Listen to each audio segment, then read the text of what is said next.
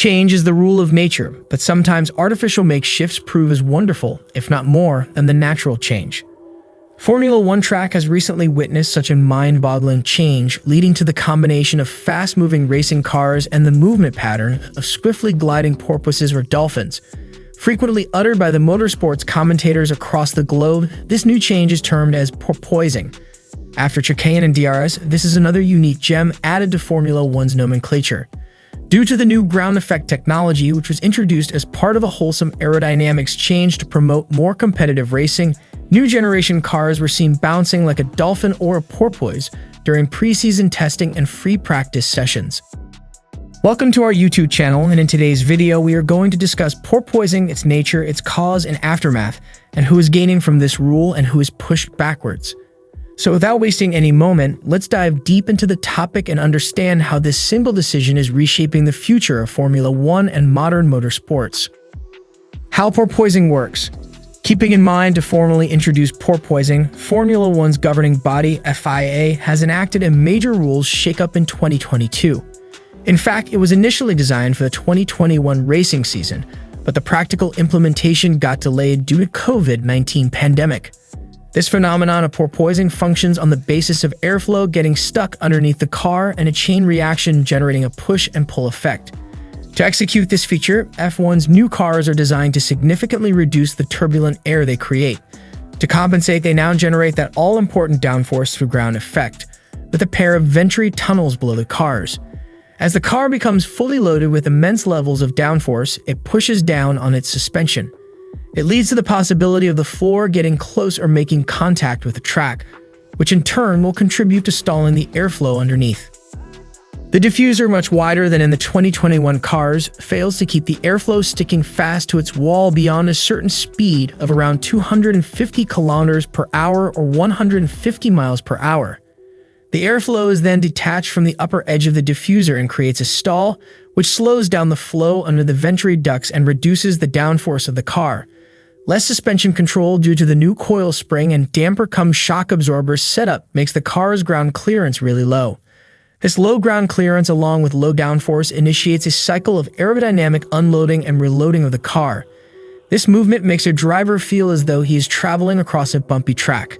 It can be triggered by bumps or the car simply running too low a ride height.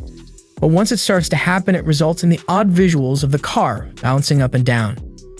This dizzy motion goes on and on until the driver hits the brakes and decreases a handsome amount of speed, allowing the airflow under the car to reattach and return to normal. Essentially, the length of the car is treated as an upside-down aeroplane wing with the lower surface intended to generate low air pressure under the car and suck it to the track. The greater the suction force, the quicker the pace of the car, and with growing speed, the suction force also rises up to the level of stalling the air pressure. However, the idea of using the floor of the car to create significant amounts of downforce is nothing new. In the late 1970s and early 1980s, F1 teams started to better understand the potential of ground effect aerodynamics, leading to a sudden increase in cornering performance. Advantages. The greatest advantage of this new rule is reaped by fellow drivers in a race. According to the previous rules, a Daniel Ricciardo-style overtake was very difficult at most circuits due to the monstrous emission of turbulent, filthy air which obstructed the other drivers to take past a car.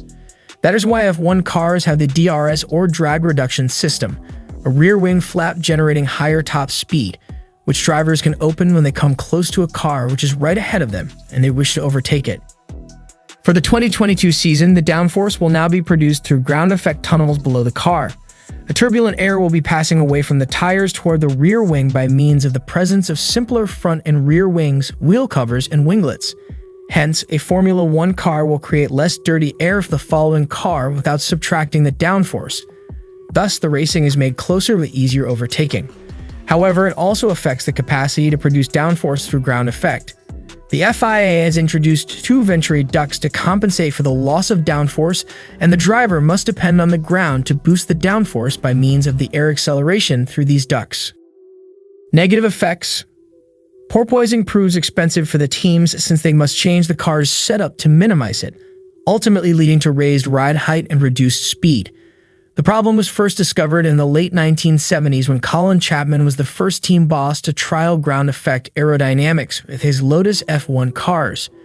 It has double negatives, harming the physical condition of the car as well as of the rider. The worst sufferer of this is Mercedes. Specialists in bouncing, as Toto Wolff referred to it. Lance Stroll reveals about the broken floors of Aston Martin, while Mick Schumacher complains of a leak after just 2 laps into a practice session.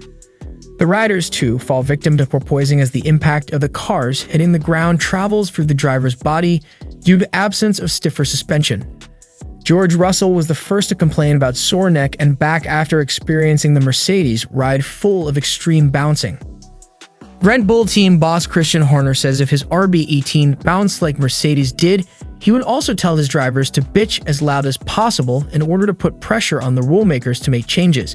Carlos Sainz said after Miami that he had a feeling of neck and back tightness, while Pierre Gasly voiced his fears that he would need a cane at 30 years old if this continued. He also can't omit the risk of microconcussions due to bouncing of the brain along with the body. Hamilton confessed about suffering from a greater amount of headaches since the last 2 months.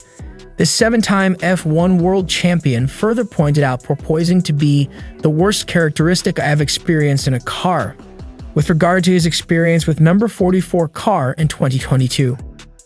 Preventive measures. After the Azerbaijan Grand Prix, the FIA issued a technical directive in the interest of safety of the drivers.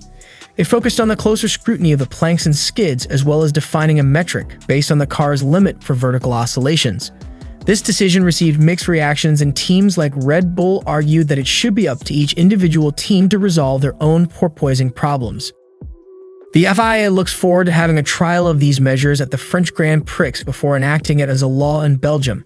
It suggests that any car exceeding the aerodynamic oscillation metric will have to raise its ride height by 10 millimeters, giving the driver more ground clearance and protection but slacken downforce.